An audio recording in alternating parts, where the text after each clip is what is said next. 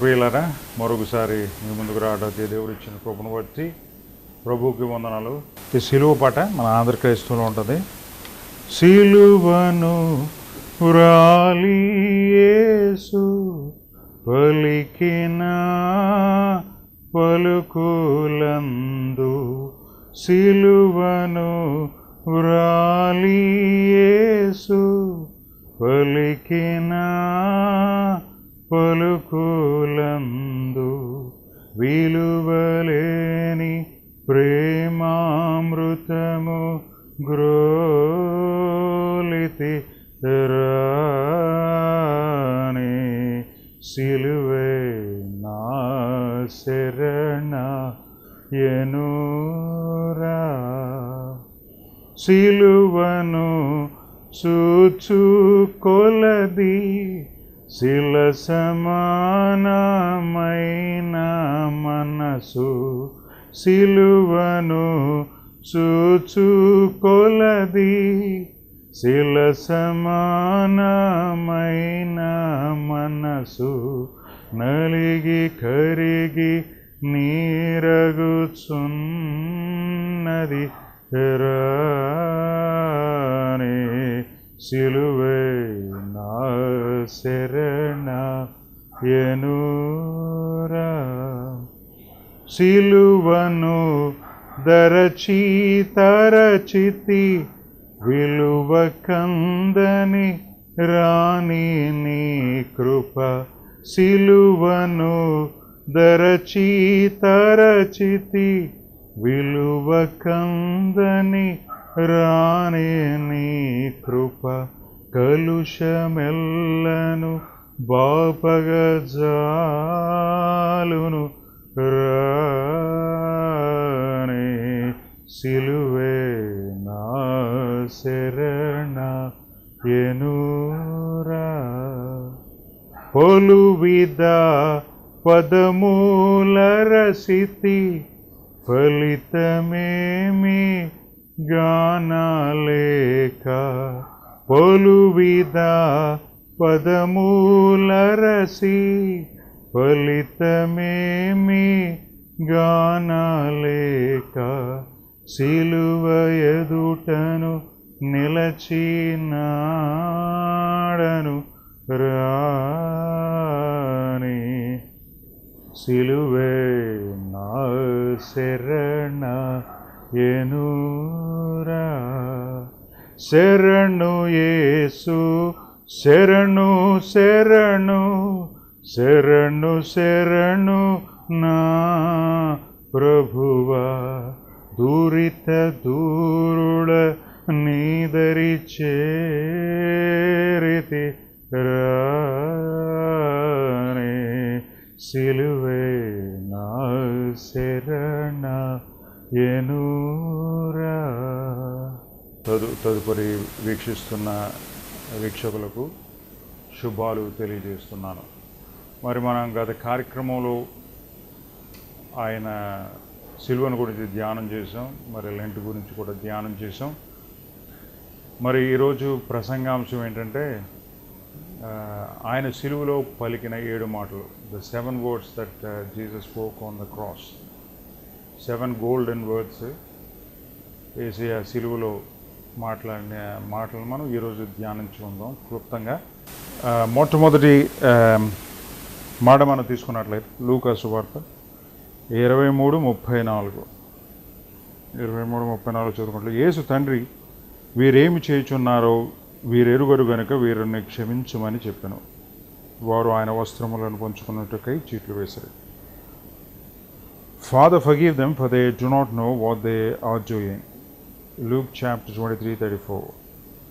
ఈ మాటని word of forgiveness అంటారు, క్షమాపణ మాటగా అంటారు. ఇది ఈ మాట గురించి మనం తెలుసుకుంటే యేసయ్య ప్రేమను మనం చూడగలం ఇందులో. ఎందుకంటే ఈ మాట ఆయన హింసిస్తున్న రోమా సైనికుల గురించి, యూదుల గురించి, ప్రధాన యాజకుల గురించి పలకడం జరిగింది.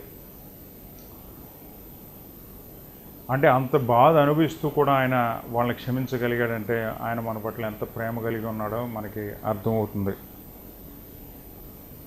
సాధారణంగా మనకి ఎవరికైనా హాని చేస్తున్న వాళ్ళకి మనం క్షమించడం చాలా కష్టంగా ఉంటుంది. కానీ అలాంటిది యేసయ్య ఆయన అంత శ్రమ పెడుతున్నా కూడా వాళ్ళని క్షమించమని తండ్రిని వేడుకుంటారు. అది ఆయన యొక్క ప్రేమను, ఆయన యొక్క ఔన్నత్యాన్ని ప్రకటిస్తుంది. అలాగే మనం ఈ మాట ఆయన ప్రభు ప్రార్థనలో కూడా చెప్పడం జరిగింది. మా అపరాధములను క్షమించిన ప్రకారం మా అపరాధములను క్షమించము అన్న మాట మనం చూస్తాం. అది సో ఈ మాట ద్వారా మనం తెలుసుకోవాల్సింది ఏంటంటే, ఎవరైనా మనకి హాని చేసినా, కీడు చేసినా యేసయ్య వలె మనం వాళ్ళని క్షమించాలని మనం ఈ మాట ద్వారా మనం తెలుసుకోవాలి. అదే రెండో మాట మనం చూసుకున్నట్టయితే, very I say unto you today you shall be with me in paradise. అది లూక్ 23:43. తెలుగులో చూసుకున్నట్లయితే, అందుకు ఆయన వానితో, నేడు నీవు నాతో కూడా పరదైసునందు ఉందువని నిశ్చయముగా నీతో చెప్పుచున్నాను నేను. ఆయన ఇద్దరు దొంగల మధ్యలో ఆయన సిలువ వేస్తారు. సిలువ వేసినప్పుడు అయితే ఒక దొంగ అయితే ఆయన దూషిస్తాడు, నువ్వు దేవుడు అయితే నువ్వు రక్షించుకో, మమ్మల్ని కూడా రక్షించు అన్నట్టుగా మాట్లాడతాడు. కాకపోతే వేరొక దొంగ అయితే తాను గ్రహిస్తాడు, తన తప్పును తాను గ్రహించి, మనమైతే ఈ శిక్షకు పాత్రులము, మనం చేసిన దానికి మనం అనుభవిస్తాం, ఆయనైతే ఏ శిక్ష చేయలేదు, అయినప్పటికీ శ్రమ అనుభవిస్తున్నాడని అతను గ్రహించాడు. సో ఈ మాటని ఏమంటారంటే వర్డ్ ఆఫ్ సాల్వేషన్, రక్షణ గురించిన మాట అని అంటారు ఇది. సో అలాంటి దేవుడు మనకి ప్రతి క్షణం అవకాశం ఇస్తూ ఉంటాడండి రక్షణ పొందుకుంటాకి. ఈ దొంగ విషయంలో మనం చూసినట్లయితే ఇక ఆల్మోస్ట్ అయిపోయింది దొంగ పరిస్థితి, ఎందుకంటే కొద్ది నిమిషాల్లో మరణిస్తాడు. కానీ దేవుడు చివరి అవకాశం ఆ ఇద్దరు దొంగలకి ఇచ్చాడు, కానీ ఒక దొంగ వినియోగించుకున్నాడు అది. సో ఆయన శిలువ మరణం పొందుతూ కూడా ఆ శిలువ మీద కూడా ఒకరిని ఆయన రక్షించటం జరగటం మనం చూస్తున్నాం. మనం చాలామంది కొంతమంది ఇంకో 10 నిమిషాలు 15 నిమిషాలు మరణిస్తారు అనగా మీరు యేసయ్యను వేడుకోండి, ఆయన నిజరక్షకుడు అంగీకరించండి అని చెప్తున్నా కూడా చాలామంది మొండిగా అంగీకరించకుండా అలాగే మరణిస్తూ ఉంటారు. కానీ మనం ఒకటి గ్రహించవలసిన విషయం ఏంటంటే, మనం చచ్చిన తర్వాత ఏం సంబంధాలు ఉండవండి ఈ భూమి మీద. బతుకున్నంత వరకు ఏదైనా, అది రక్షణైనా, నువ్వు పరలోకానికి వెళ్ళాలైనా నరకానికి వెళ్ళాలైనా అదేదో భూమి మీదే జరగటమే. ఆ తరువాత మనం చేయగలిగింది ఏమీ లేదు. కాబట్టి అది గ్రహించండి. మనం ఈ దొంగ వలె మన తప్పుని గ్రహించి, మనం పాపులు అని గ్రహించి రక్షణ పొందాలని ఈ మాట యొక్క సారాంశం. అలాగే మనం మూడో మాట తీసుకున్నట్లయితే, యోహాను సువార్త 19వ అధ్యాయం 26-27. Women, behold thy son, behold thy mother. తెలుగులో చదువుకున్నట్లయితే 19:26-27. యేసు తన తల్లియు తాను ప్రేమించిన శిష్యుడును తన దగ్గర నిలుచుండుట చూచి, అమ్మా ఇదిగో నీ కుమారుడు అని తన తల్లితో చెప్పాను. తరువాత శిష్యుని చూసి, ఇదిగో నీ తల్లి అని చెప్పాను. ఆ గడియందు ఆ శిష్యుడు ఆమెను తన ఇంట చేర్చుకొనెను. సో మనం ఇక్కడ గమనించినట్లయితే యేసయ్య ఆయన యొక్క కన్సర్న్ని ఇక్కడ చూపిస్తుంది, ఆ తల్లి పట్ల ఆయన యొక్క ప్రేమను చూపిస్తున్నాడు. నెక్స్ట్ ఆయన యొక్క రెస్పాన్సిబిలిటీ, ఆయన బాధ్యతను కూడా ఆయన మర్చిపోలేదు. బాధ్యతను ఆ శిష్యుడికి అప్పగిస్తాడు, తను ప్రేమించిన శిష్యుడికి అప్పగిస్తాడు. అంటే ఆ శిష్యుడి మీద ఎంత నమ్మకం ఉందో మనం అర్థం చేసుకోవచ్చు. ఇక్కడ వేరే శిష్యులు ఎవరు లేరు, అందరూ మాయమైపోయారు ఆ పరిస్థితిలో. కానీ ఉన్న ఈ శిష్యుడికి తన తల్లి బాధ్యతను అప్పగిస్తాడు. సో తన కర్తవ్య విషయంలో కూడా ఇక్కడ ఆయన మాట తప్పినట్టుగా లేదు. సో మనం శ్రమల్లో ఉండిపోవటం అనుకుని మన బాధ్యతను మనం మర్చిపోకూడదు. ఎందుకంటే తాత్కాలిక శ్రమలన్నీ, తర్వాత మనకి నిత్యరాజ్యం. అది గమనించి ఆయన యేసు ఏ మాదిరిగా చూపించాడో ఆ మాదిరిగా మనం నడవాలి. ఆ తర్వాత 4వ మాట మనం చూసుకున్నట్లయితే, ఏలి ఏలి లామా సబక్తాని. అది మత్తయి సువార్త 27:46, మార్కు సువార్త 15:34 ఉంటుంది. నా దేవా నన్ను నేల చేయి విడిచెతివి అన్న మాట ఇది. సో ఇది కీర్తనలో కూడా నెరవేర్చబడినది. 22 సామెతలు 22:1 మనం చూసినట్టే పాత నిబంధనలో 22 మొదటి వచ్చు, నా దేవా నీవేళ నన్ను విడిచితివి. సో ఇది కీర్తనల గ్రంథంలో రాయబడింది. అలాగే 42:9 కూడా ఉంటుంది, కావున నీవేళ నన్ను మడిచున్నావు. అది my God why have you forsaken me. So దీని వర్డ్ ఆఫ్ అబాండన్మెంట్ అంటారు, అంటే ఎడబాటు. ఏమవుతుందంటే ఆయన చేతిలో మరి ఆ మేకులు గుచ్చారు కాబట్టి, ఆ మేకులు కొట్టారు కాబట్టి, ఆ యొక్క నర్వ్స్ వల్ల వచ్చే ఆ పెయిన్ వల్ల ఆయన ఈ మాట పలుకుతాడు. తండ్రితో తన ఎడబాటును ఆయన భరించలేకపోతాడు. ఎందుకంటే మరి అంతటి సత్సంబంధం కలిగి ఉన్నాడు ఆయన తండ్రితో. మనం కూడా అలాగే తండ్రితో ఎడబాటు కలిగి ఉండకూడదు ఈ లోకంలో. ఎప్పుడు ఆయనకి దగ్గరగా ఉండాలి, సన్నిహితంగా ఉండాలి అన్నది ఈ మాట ద్వారా మనం అర్థం చేసుకోవచ్చు. మనం ఎప్పుడు ఆయనకి దూరం అవుతాం అంటే మన పాపం చేసినప్పుడు ఆయనకి దూరం అవుతాం. మన పాపాలన్నీ ఆయన మీద వేసుకున్నాడు కాబట్టి మరి ఆయన ఎడబాటు కావాల్సి వచ్చింది తండ్రితో. లేకపోతే ఆయనకు ఆ ఎడబాటు కలిగేది కాదు. ఇదంతా మన గురించి ఆయన అనుభవించాడు. నేను తప్పికొని ఉన్నాను, అడుదర్వ సమస్తమును అప్పటికి సమాప్తమైనదని యేసు ఎరిగి లేఖనం నెరవేరినట్లు నేను తప్పికొని ఉన్నాను. చెరకుతో నిండి ఉన్న ఒక పాత్ర అక్కడ పెట్టి ఉండెను కనుక వారు ఒక స్పంజి చెరకతో నింపి హిస్సోపు పొడకకు తగిలించి తన నోటికి అందించిర్రి. సో దీని నెరవేర్పు మనం 2 మాటలు చూసుకున్నట్లయితే, ఎక్కడో దావీదు కీర్తనలో ఇది ఎప్పుడో పాత నిబంధన కాలంలోనే ఇది వ్రాయబడి ఉంటుంది. ఆ ప్రవచనాలన్నీ కూడా ఇక్కడ నెరవేరుతున్నాయి. ఆయన ఏ విధంగా శ్రమ పొందాడు, ఏ విధంగా దప్పికొంటాడు, ఇవన్నీ కూడా ఏ మాటలు పలుకుతాడో కూడా మనకి పాత నిబంధనలో రాయబడి ఉంటుంది. గత 4వ మాట తీసుకున్నా అది కీర్తనలో చూసాం. ఇది ఈ 5వ మాట కూడా కీర్తనలో చూసుకుంటాం. నా బలము ఎండిపోయాను, చిల్ల పెంకు వలె అయ్యను, నా నాలుక నా దవడను అంటుకుని ఉన్నది. సో అంతగా ఆయన దప్పికొన్నాడు. అప్పుడు ఆయనకి చేదు చిరకను అందిస్తారు అది. సో ఇక్కడ కూడా మనం చూసినట్లయితే ఆయన అంతగా ఈ సమావేశం మనం తీసుకుంటే దీనికి మనం ఒకసారి యోహాను సువార్త 4వ అధ్యాయము 4:26 అది సమరయ స్త్రీ దగ్గరికి వేసే వెళుతాడు మధ్యాహ్న కాలంలో. సాయంకాల సమయంలో ఆయన అక్కడ సమరయ స్త్రీ ఆ బావి దగ్గరికి వెళ్ళినప్పుడు జరిగిన సంభాషణది మనం యోహాను సువార్త 4వ అధ్యాయం 4-26 చూసుకున్నట్లయితే 7వ వచనం చూస్తే, సమరయ స్త్రీ ఒకటి నీళ్లు చేదుకునేటకు అక్కడికి రాగా యేసు నాకు దాహమునకిమ్మని ఆమెను అడిగాను. ఆయన శిష్యుడు ఆహారం కొనుటకు ఊరిలోనికి వెళ్ళి ఉండరు. ఆ సమరయ స్త్రీ, యూదుడు అయిన నీవు సమరయ స్త్రీనైన నన్ను దాహమునకిమ్మని ఎలా అడుగుచున్నావని ఆయనతో చెప్పాను. ఏలైనగా యూదులు సమరయులతో సాంగత్యము చేయరు. అందుకు యేసు, నీవు దేవుని వరమును నాకు దాహమునకిమ్మని నిన్ను అడుగుచున్నవాడెవడో అదియు ఎరిగి ఉంటే నీవు ఆయనను అడుగుదువు, ఆయన నీకు జీవజలమిచ్చును అని ఆమెతో చెప్పాను. సో ఇక్కడ చూసినట్లయితే నువ్వు యేసయ్య అంటారు, నీకు జీవజలమును ఇస్తానంటాడు. సో అలాగా ఆయన మనకు జీవజలం ఇవ్వటాక ఆయన అక్కడ తప్పికొన్నాడు. మరి ఈ లోకంలో మనం చూసినట్లయితే మనకు అనేకమైన దాహాలు ఉంటాయి. అది ధనదాహమే కావచ్చు, అది పదవీ దాహమే కావచ్చు, లేకపోతే మరి వ్యభిచార దాహమే కావచ్చు. కానీ ఇవన్నీ కూడా మన నరకానికి నడిపిస్తాయి.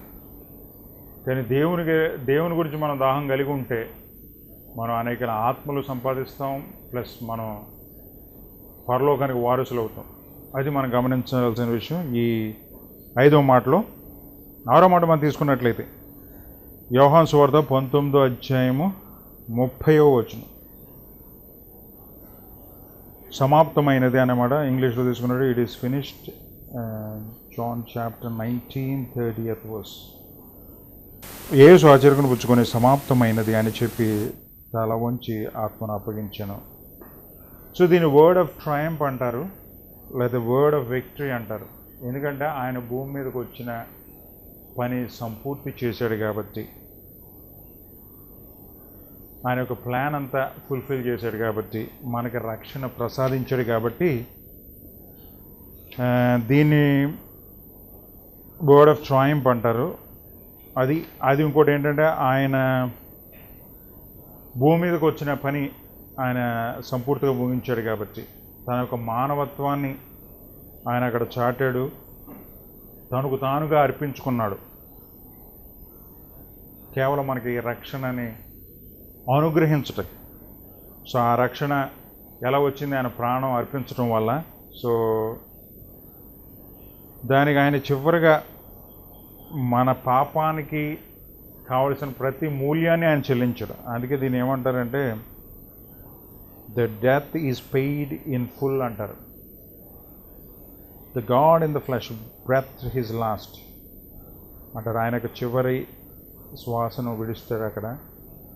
So the noblest man who ever walked on the face of the earth. So అలాంటి వాడు ఎవరు ఈ భూమి మీద పుట్టలేదు, పుట్టరు కూడా. అది సో తన వచ్చిన ప్లాన్ పర్పస్ అంతా ఫుల్ఫిల్ చేయటానికి వచ్చిందంతా సంపూర్తి అవుతుంది. అది మనం ఈ మాట నుంచి తెలుసుకోవాల్సింది. నెక్స్ట్ ఫైనల్గా చివరి వర్డ్ తీసుకున్నట్లయితే, ఫాదర్ ఇంటూ దై hand I commit my spirit. అది లూకా సువార్త 23:40 చూసుకున్నట్లయితే, అప్పుడు యేసు గొప్ప శబ్దంతో కేక వేసి, తండ్రి నీ చేతికి నా ఆత్మను అప్పగించుచున్నాను.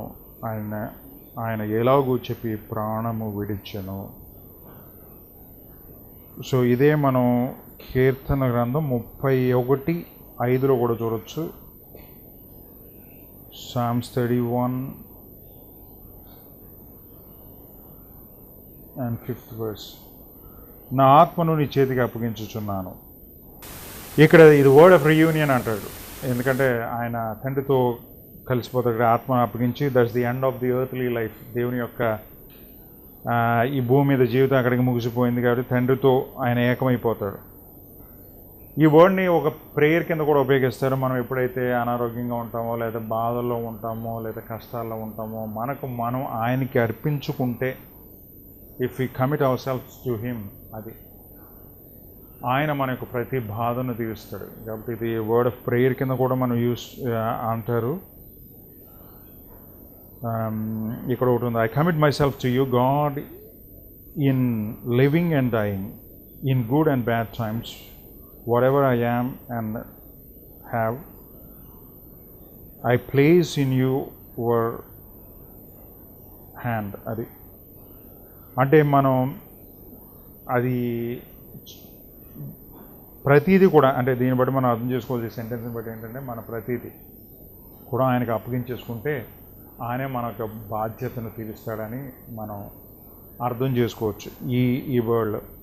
సో మనం ఇవన్నీ చూసుకున్నట్లయితే, ఫస్ట్ మనం తీసుకున్నట్లయితే ఈ 5 words, first the word of forgiveness, and next one ఏంటి ది వర్డ్ ఆఫ్ సాల్వేషన్. చూసారు, ఎక్కడ చూసినా మీకు రక్షణ అనేది వస్తూనే ఉంటుంది మనకి. ఆయన మెయిన్ రావటానికి ఏంటంటే మన రక్షణ ఇవ్వటానికి, ఆ రక్షణ ద్వారా పరలోకం వెళ్ళటానికి. Next the word of relationship. తర్వాత ది అబాండన్మెంట్ వర్డ్, అది ద వర్డ్ ఆఫ్ డిస్ట్రెస్. 5వ మాట తీసుకున్నట్లయితే, then the word of triumph 6వ మాట. 7వ మాట మనం తీసుకున్నది the word of reunion. So ఎప్పుడైనా లాస్ట్ వర్డ్స్ అనేవి, సో మనం జనరల్గా చూసుకున్నట్లయితే లాస్ట్ వర్డ్స్ అనేవి it's very important in anyone's life కదా. చివరి మాటలు చాలా అమూల్యమైనవి.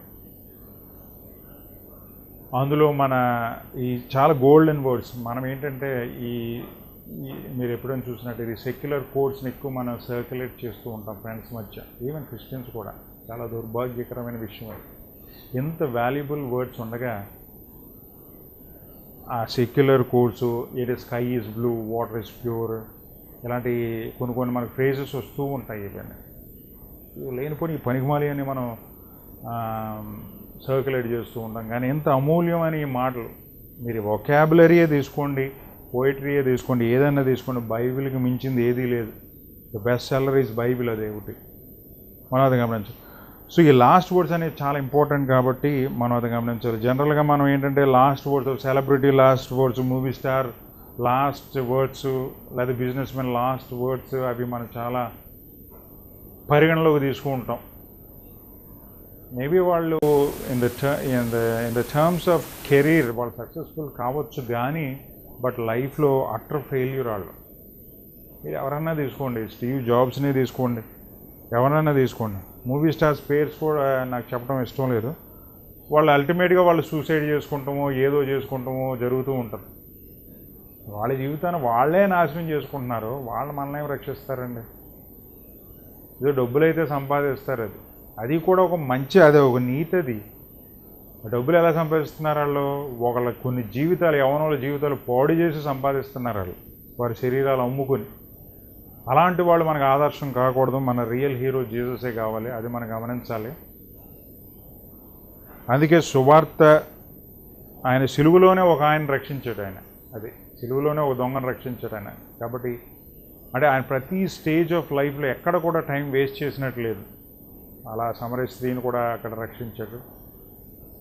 కాబట్టి మనం కూడా ఉన్న ఈ కొద్ది టైంలో, కొద్ది లైఫ్ స్పాన్లో కొంతమంది నన్ను మనం రక్షించడానికి ప్రయత్నిస్తాం. ఎందుకంటే మనం చచ్చిన తర్వాత పట్టుకెళ్ళేది ఏముండదు, ఈ ఆస్తులు, ఈ అంతస్తులు, ఏమి పలుకుబడి ఏమి రాదు. మనతో వచ్చి ఒక్కటే, మనం ఎంతమందిని రక్షించాం, మనం ఏ విధంగా జీవించాం ఈ భూమి మీద అన్నదే పరిగణలోకి వస్తుంది, అది మనం గమనించాలి. సో ఈ 7 గోల్డెన్ వర్డ్స్ మనం జ్ఞాపకం చేసుకుందాం. మరి ఆ రకంగా మన జీవితాన్ని మనం సరి చేసుకుందాం. ఇంక ఈ సెక్యులర్ కోట్స్ని, ఈ సెక్యులర్ సేయింగ్స్ని మానేస్తాం. ఎందుకంటే వీటి వల్ల మనకు ప్రయోజనం ఏమీ లేదు. ఆ టెంపరీ హ్యాపీనెస్ అది కలుగు చేస్తుంది, టెంపరీ రిలీఫ్ అనేది వస్తుంది. కాబట్టి పర్మనెంట్ రిలీఫ్ అనేది, పర్మనెంట్ సాటిస్ఫాక్షన్ అనేది you can only find in the cross. అది యేసయ్యలోనే, ఆ సిలువలోనే మనకు దొరుకుతుంది, అది మనం గమనిస్తాం. అదే ఒక చిన్న ప్రార్థనతో ఈ కార్యక్రమాన్ని మనం ముగించుకుంటాం. ప్రేంగల పీపల్తోని వందనాలు, స్తోత్రాలు అయినా. మరి ఈ కార్యక్రమంలో సిలువలో నువ్వు పలికిన అమూల్యమైన 7 మాటల గురించి ధ్యానించడానికి మీరు ఇచ్చిన కృపను బట్టి వందనాలు, స్తోత్రాలు. మరి అనేక మార్లు ఈ లోకంలో రాజకీయ నాయకులు, లేకపోతే సినిమా వాళ్ళు, లేకపోతే బిజినెస్ మెన్స్ వాళ్ళు చెప్పిన మాటలు మేము ఎక్కువగా వింటూ ఉంటాం. కానీ ఇది మాకు ఆనవాతి అయిపోయింది, ప్రతి సంవత్సరం ఈ మాటలు వింటాం. కానీ ఇందులో ఉన్న అమూల్యమైన అర్థాన్ని గ్రహించలేకపోతున్నాం. మీరు మమ్మల్ని క్షమించండి. మరి మా గురించి నువ్వు అంతగా శ్రమపడ్డావు నాయన, అంత శ్రమపడుతూ కూడా మాకు రక్షణ ఇవ్వడానికి నువ్వు ఎంతో ప్రయాసపడ్డావు. మమ్మల్ని క్షమించావు, అంత మేము బాధపడి. ఈనాడు కూడా మేము, మరి ఆనాడు ప్రధాన యాజకులే కాదు, అధికారులే కాదు, ఈనాడు కూడా మేము పాపాలు చేసి మిమ్మల్ని ప్రతిసారి శిక్షిస్తున్నాం. అయినప్పుడు కూడా నీ ప్రేమ కలిగిన వాడు కాబట్టి మమ్మల్ని క్షమిస్తున్నారు, అని బట్టి వందనాలు. మరి ఏ విధంగా అయితే నువ్వు తండ్రికి నువ్వు అప్పగించుకున్నావో ఆ విధంగా మేము కూడా నీకు సంపూర్తిగా మమ్మల్ని మేము నీకు అప్పగించుకుంటూ కృప చూపించండి. తద్వారా మరి ఈ లోకంలో మేము పడిపోకుండా నీ గురించి సాక్షిగా నిలబడతాకి కృప చూపించండి ఆయన. స్తోత్రం. ప్రేమ చేతనే సమస్తాన్ని జయించమన్నాం. మరి ఆ విధంగా నువ్వు ఏ విధంగా ప్రేమ చూపించావు అలాంటి ప్రేమను మాలో కూడా మీరు పెంపొందింప చేయండి. ఈ లోకస్తులకి మాకు వ్యత్యాసం ఉండాలనైనా. మరి వాళ్ళు చేసిన పనులే మేము చేస్తే దానివల్ల ఏం ప్రయోజనం లేదు. కాబట్టి మీ రూపం మాలో మీరు నిర్మించండి ఆయన, మీరే కృప చూపించండి. ఇంకెవరికైతే రక్షణ లేదు వాళ్ళకి రక్షణ అనుగ్రహించండి. రక్షణ నుంచి వైదొలిగిన వాళ్ళకి మరొకసారి మీరు పిలుపునిస్తున్నందుకు వందనాలు, స్తోత్రాలు. వాళ్ళు సంపూర్తిగా మీలో మార్పు చెందటానికి మీరు కృప చూపించండి. ఈ సిలువ ద్వారా మీరు మా మనోనేత్రాలు వెలిగించినందుకు వందనాలు, స్తోత్రాలు ఆయన. మా పాపాన్ని కడిగినందుకు నీ రక్తం ద్వారా అందుబడి వందనాలు, స్తోత్రాలు. మాకు రక్షణ ఇవ్వడానికి నువ్వు దట్టుకున్నావు నాయన. మరి ఆ సమరయ స్త్రీ దగ్గరికి ఎవ్వరూ వెళ్ళలేదు, కానీ నువ్వు వెళ్ళావు, ఆమె రక్షించావు. అలాగే ఆ దొంగ కూడా ఆఖరి అవకాశం ఇచ్చే దొంగను కూడా నువ్వు రక్షించావు నాయన. అలాగే మాకు అనేక అవకాశాలు ఇస్తున్నావు ఈ జీవితంలో. మరి అనేక మరణాల నుంచి, అనేక ప్రమాదాల నుంచి మీరు మమ్మల్ని తప్పిస్తున్నారు. అందుబట్టి వందనాలు, స్తోత్రాలు. ఏమిచ్చినా కూడా మీ రుణం తీర్చుకోలేను ఆయన. కాబట్టి అందుబట్టి వందనాలు, స్తోత్రాలు చెప్తున్నాం. మరి అలాగే నువ్వు నడిచిన మాదిరిలో మేము కూడా నడిచే కృపను మీరు మాకు దయచేయండి. మా యొక్క ప్రతి పాపాన్ని శాపాన్ని మీరు సిలువలో కొట్టేసినందుకు అందుబట్టి మీకు వందనాలు స్తోత్రాలు నాయన. అలాగే ఎవరైతే వీక్షిస్తున్నారో వారు ఎవరైతే రక్షణ పొందలేరు వారి రక్షణ దయచేయండి. ఎవరికైతే శరీర రుగ్మతులు ఉన్నాయి, ఎవరికైతే ఆర్థిక ఇబ్బందులు ఉన్నాయి, ఎవరికైతే మరి అది ఉద్యోగంలో కానివ్వండి, ఆర్థిక ఇబ్బందినే కానివ్వండి, ఏదైనా ఒక నేను మీరే తీర్చండి, ప్రతి అవసరతను తీర్చండి. మరి ఆఖరి మాట నీ ప్రార్థనగా మరి అది పరిగణించారు. మరి అలాగే మేము నీకు సమర్పించుకుంటే మాకు ప్రతి అవసరతను తీరుస్తావని మీరు ఆఖరి క్షణంలో కూడా మీరు నిరూపించినందుకు మీకు వందనాలు నాయన, స్తోత్రాలు. మరోసారి ఈ మరో కార్యక్రమం ద్వారా మరి వచ్చు పర్యంతం మీరు మమ్మల్ని అందరినీ పరిశుద్ధపరచమని, సజీవ లెక్కలు ఉంచమని, మీరు రాగడ ఎత్తబడే గుంపులు మీరు మమ్మల్ని ఉంచమని, మీరే మహిమ ఘనత ప్రభావాలు చెందమని మా ప్రభువును ప్రియరక్షకుడైన యేసుక్రీస్తు నామమున బతిమలాడి వేడుకుంటున్నాం తండ్రి, ఆమేన్. ఛానల్లో మిస్ అయితే ఆ ఛానల్లోకి వెళ్ళండి.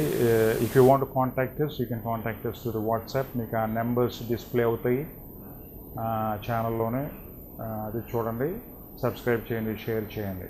సో యాజ్ ఆల్వేస్ ఆ main aim is to gain souls, not to gain money. అది మీరు అర్థం చేసుకోండి.